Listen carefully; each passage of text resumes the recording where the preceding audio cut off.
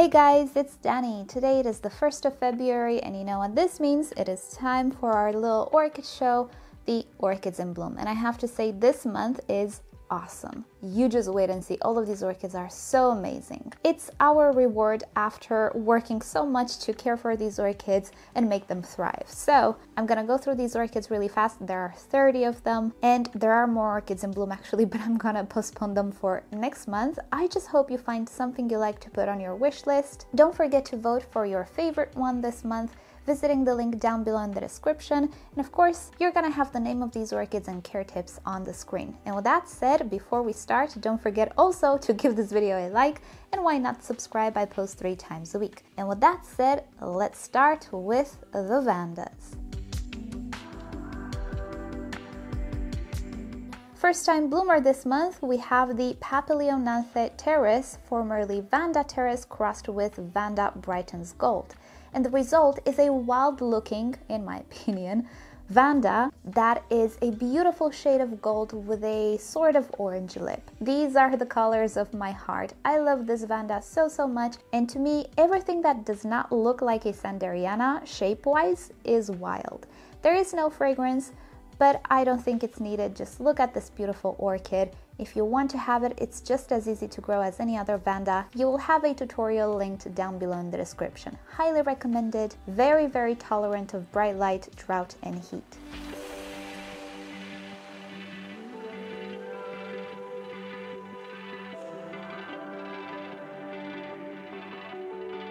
Next up, another first time bloomer for me, Perreiraara Rapeepath. I'm not sure how to pronounce this. Do let me know please in a comment if you have an idea. This one is a child of the Bangkok sunset, which we'll see in a little bit, one of my crown jewel orchids, and I love it just as much.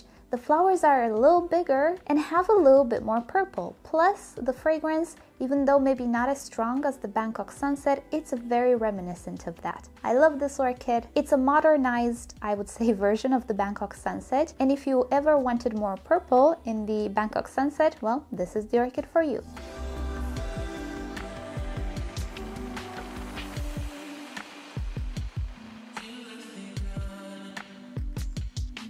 Next, yeah, the Bangkok sunset. I have this orchid for maybe almost 8 years now, 7 I think for sure. It was the very first Vanda that I ever ordered from abroad and I love it to this day. It is the very same orchid. We've been through a lot, but still as beautiful, glorious and vigorous as it was in the beginning. The fragrance is flowery and subtle. I don't think it will give you a headache if you have scent sensitivity, and it's just one of those orchids that will forever be in my heart, and I will always recommend it to everybody because it can actually grow very well in shadier conditions than typical Vandas, even artificial light. It's overall a little bit more home friendly, if you will.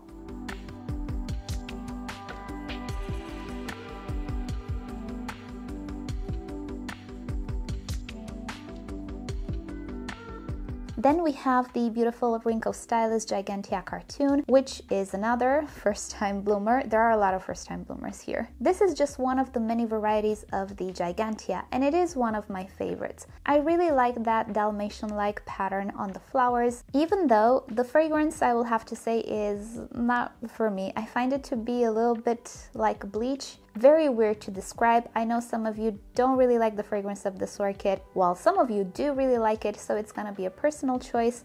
It's not offensive, it's just not pretty, but the overall orchid looks very beautiful, and I would say that even foliage wise, since it does look a little different than typical Vandas, it's a centerpiece for sure. This orchid can grow large, very large, but it can also produce a lot of flower spikes and a lot of flowers as it grows.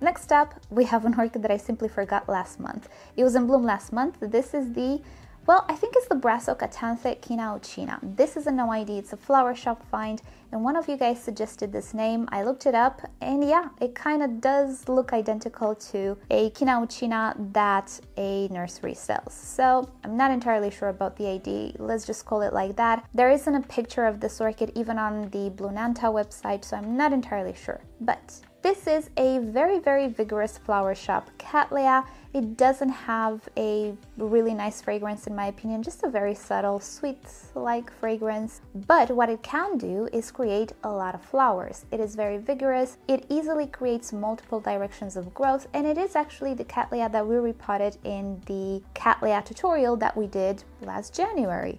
I will link you to it down below, so there we go. It appears she blooms in January for me, once a year, but the show is amazing.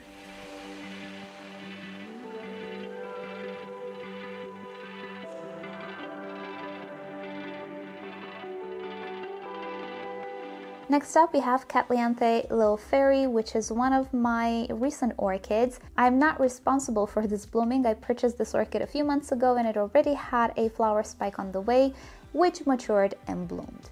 I really like the little flowers. There is no fragrance, sadly nothing to write home about, which is a little disappointing, but the orchid itself is really pretty, and that shade of yellow golden, it's quite cute. I will have to say from the pictures I was expecting something else, but it's okay. As you know, I like kitties. They do have the potential to grow really well and look stunning in my environment. So there we have it, Little Fairy in bloom.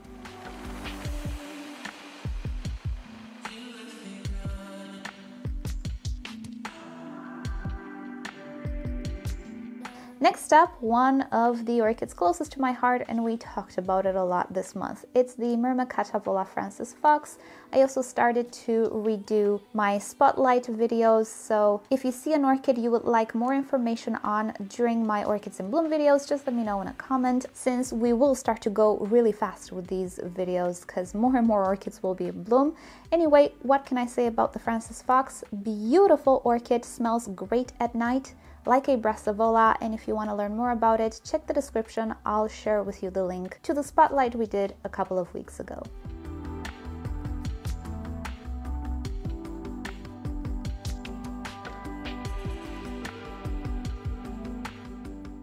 Next up, Caulocattleya Chantilly Lace Twinkle. This is one that I've always wanted, and to my surprise, not only does it look spectacular, it is a pyloric, by the way, did you notice? It also smells beautiful, smells like my famous already Princess Jackie, the white Cattleya, NoID Cattleya, that I'm afraid to put an ID on because of that beautiful smell. There are so many white Cattleyas, I don't know which one this one is. But anyway, I would say this one is a little bit better because one, we have an ID, we also have coloration in the flower, and we have almost the same fragrance. Definitely, I recommend you have this orchid. If you find it at a decent price, I think you are gonna like it.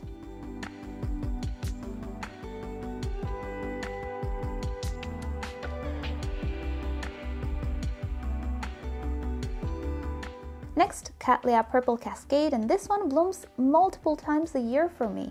I discovered that in the summer it looks just a little bit different. There is more purple, while in winter there is more white, which is great. It's also a very fragrant Cattleya, smells typical for Cattleyas in my opinion, like lilies or roses or something of the sorts. Beautiful flower, beautiful fragrance, kind of a big orchid, but definitely worth having if you like the contrast. Again, it's a pyloric. Did you notice? All the splash petal Cattleyas derive from pyloric parents, aka the intermedia variety, the queenie, I think it is. That's the pyloric variety of the intermedia. If not all Cattleya hybrids, then 99% of them. This is what I found out by watching an American Orchid Society webinar. So there we go, the more you know.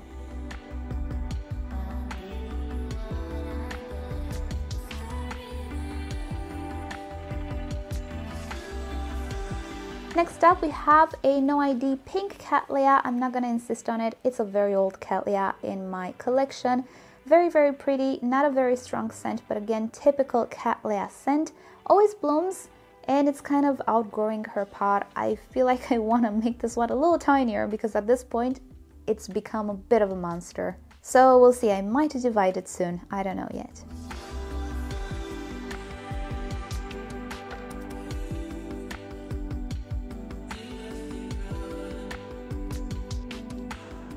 Next up, another NoID Cattleya. This is the orange Cattleya I named Veronica because I did receive it from lovely Veronica last year, and I know we had it in bloom fairly recently, but there are two more directions of growth and bloom right now. This one that I'm showing you and another one just opened her flowers now. So it became a very prolific Cattleya. I absolutely adored those brush strokes at the edges of the petals and sepals. There is a mild fragrance as well, a little spicy I would have to say. Very beautiful orchid. I just don't have an ID for this one.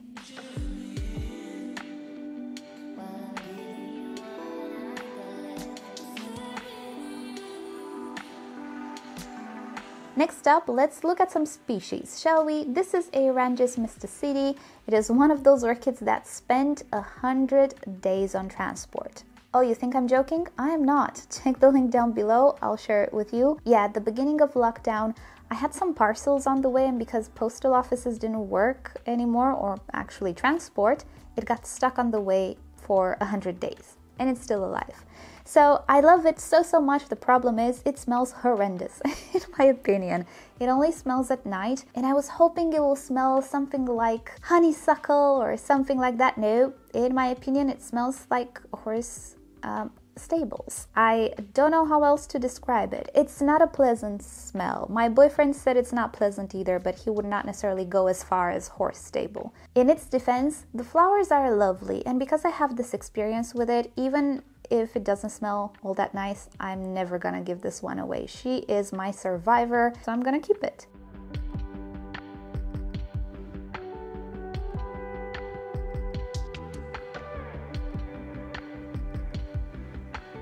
Next, another Aerangis. This is the kirkii.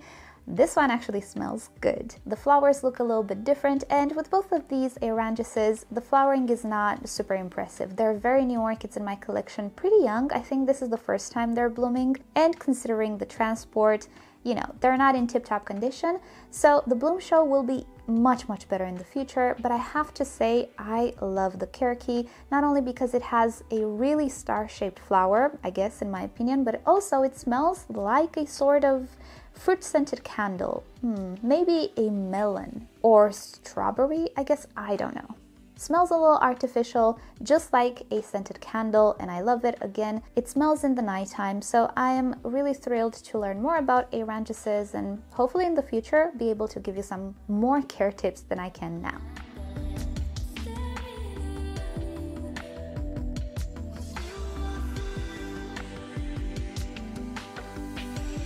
Next up we have another crown jewel, Epidendrum stamfordianum galaxy. First time bloomer yet again. Most of these orchids are first time bloomers actually, with the exceptions of the kitties. Funny fact, the flower spike arises from the bottom of the cane, from the base of the cane, and acts like a new growth. It has roots and probably will create a new growth, the new shoot actually. And the flowers, not only do they look pretty, but they also smell beautiful. They smell like grass and hay and something sweet. It's a very natural type of fragrance. It's the only way that I can describe it. It's very calming. Oh, maybe chamomile. Maybe it actually smells like chamomile tea, I guess. I never thought of that. It is actually calming, the scent of it. So I really love it. I have a lot of emotional attachment, and probably this will be another orchid for a spotlight where I will talk more about it. So I'm gonna tell you more about it then, but yeah, I love this orchid.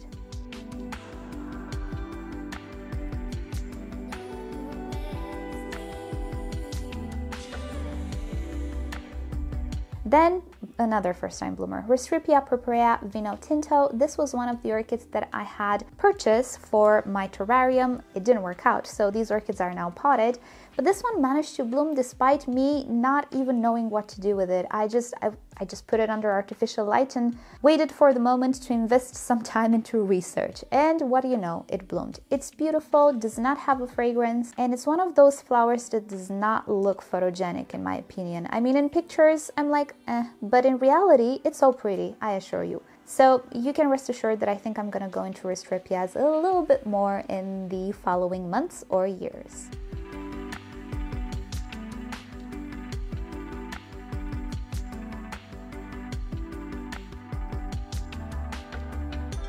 Next up, another first time bloomer. This is the Dendrobium usitae, which Yeah, I didn't catch in full bloom because the flowers actually don't last all that long. So I will post some pictures that I posted on Instagram as well.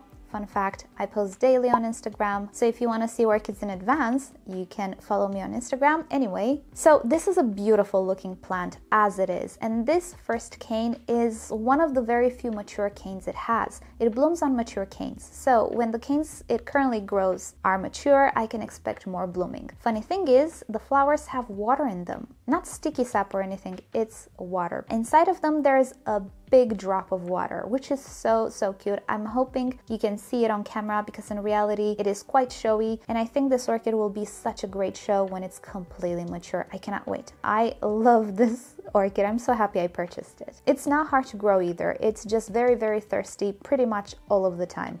Other than that, not hard to grow. We're gonna talk about it more in a different video, maybe in a spotlight when it blooms more.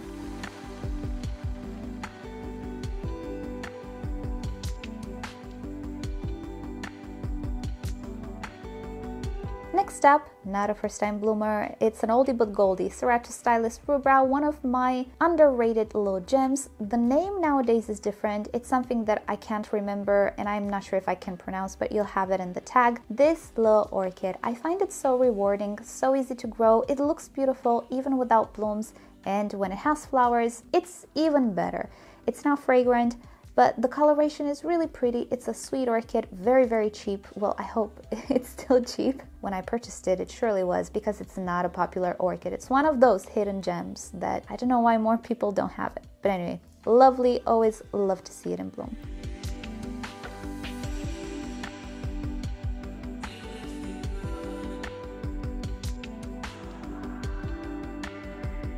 Next, let's look at some oncidiums. Brassocatanthe tarantula, sweet orange. Love this name, love this orchid. Just look at that rusty orange. Definitely one of the prettiest spider orchids that I have. The only problem is, to be able to enjoy it, you need to have it low on the shelf because the flowers point up. I luckily have it on a lower shelf. It doesn't have much of a fragrance, but it is beautiful, easy to care for, just like any other oncidium, and you'll have more about oncidiums down below.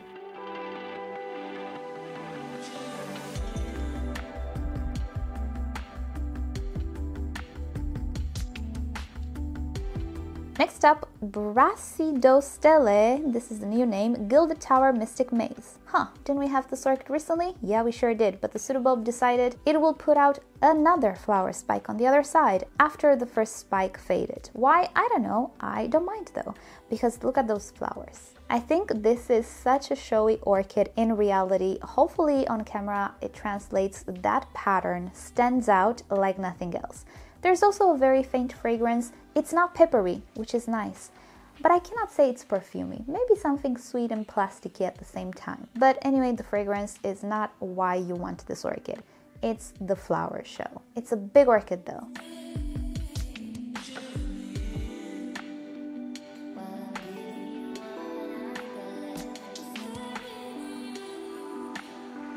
Next up, the Oncidium Twinkle. I have 3 twinkles in bloom. First off, the cream, which is my most vigorous twinkle. Look at him. The flower show this year is amazing.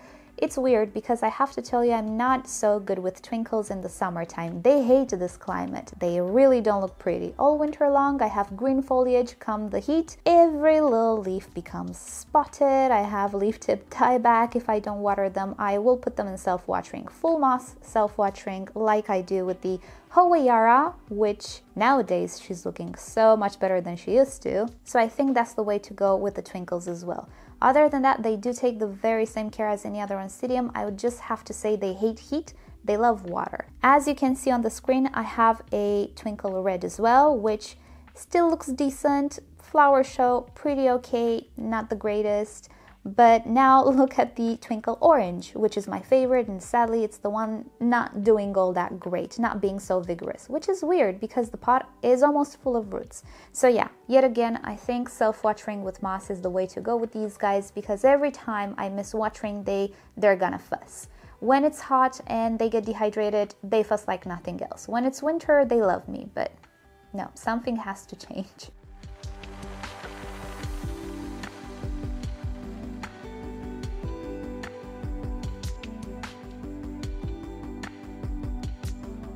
Next up, here is their big cousin, the cherry baby, which is kind of fussy in the summer, but not as fussy in the sense that it does not look all that horrible leaf-wise. Other than that, very vigorous orchid.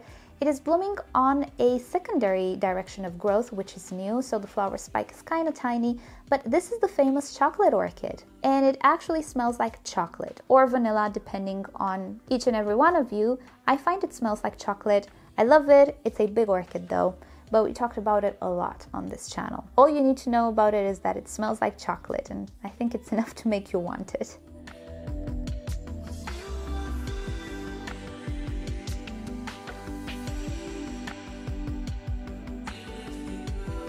Next up, some beautiful alisaras. First off, what I believe is a variety of the Tahoma glacier. It's a flower shop find. It looks very similar to it. It smells like it behaves like it. I do believe it's just a not so popular Tahoma glacier variety, which I prefer because I love that solid burgundy color on the lip. This year, the show is quite great, although the orchid is still looking a mess. It's one of those oncidiums that I got from the flower shop a little over a year ago, and I'm still working on rehabilitating them. This one is doing fine, needs a little cleanup and a repot, but look how elegant she is.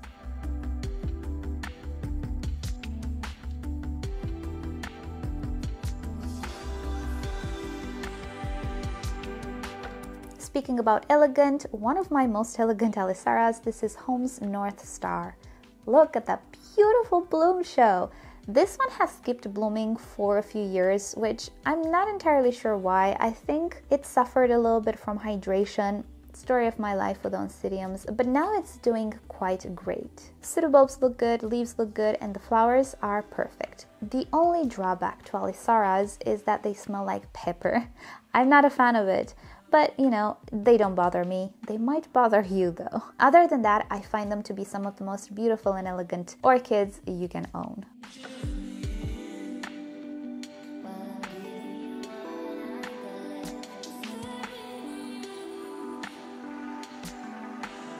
Next up, this is a good one. This is Wilsonara Inferno. How about that name? Sounds like an ability in a game, I guess. But I see why the name. The coloration is very showy. It's a very saturated burnt orange actually, with white yellowish margined lip, and as the flowers age they transform into a more yellow version of them. And you can see the lower flowers are already changing colors. There are some flowers which are still vivid. That's a branch actually. The entire orchid is doing so well. It's very vigorous. Flowers are looking great. It's again one of those oncidiums we saved more than a year ago, but with this one, rehabilitation was super smooth. I mean, just look at it. Beautiful orchid. Doesn't smell like much really, but those flowers are amazing.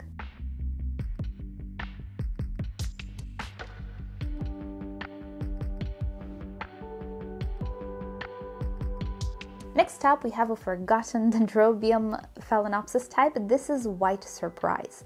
And take a look how big those flowers are. If you would look at this orchid from a distance, you would say it's a white phalaenopsis, right? Hence why they're also called Dendrobium phalaenopsis. They are one of the easiest orchids to grow in a home. What they love is bright light and warmth. If you give them that, they're gonna love you forever. They actually don't care much about watering. You skip watering for a week, it's perfectly fine. Don't worry about it. Just water me whenever you remember, pretty much. They're very easy to grow, and I do recommend all of these commercial hybrids because they are just so rewarding. All of them, they bloom with so many flowers. What's there not to love? Oh, there's no fragrance. Maybe that's a good thing for some of you.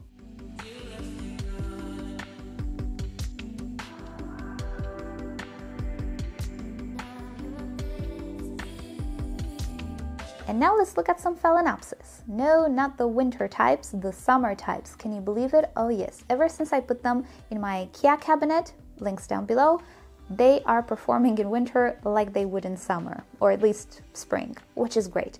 So, Dragon Tree Eagle. It's a first-time bloomer for me. I have this orchid for 3 years, I think, or 2 already. It's never done much. It took very big breaks of growth in the winter time. It's not dormant or anything, but because of the cold weather or cold temperature, it just didn't grow. Well, surprise, it's growing now and it's also blooming, and the flower is really pretty. does not smell like the Bellina, sadly. It has a bit of a floral, fruity scent, but really nothing compares to the Bellina or Violacea. All of these other ones, they smell nice, but they cannot compare. They're just fruity florals.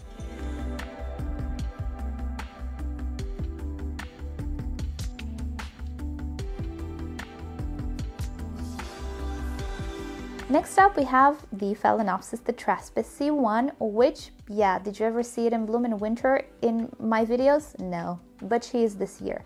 And look at that, I almost obtained a fully red flower. If it wasn't for that little white mark there, it would have been totally red. I also have a flower which is almost half white, half red, super pretty, and I'm looking forward to other flowers. If you didn't know about this orchid, it's a species which can always bloom a little bit different. Don't imagine different colors, it always plays with red and white, but the flowers can always have a different pattern on them. So it's always a surprise how it's gonna bloom. I'm looking forward to full red flowers and full white flowers.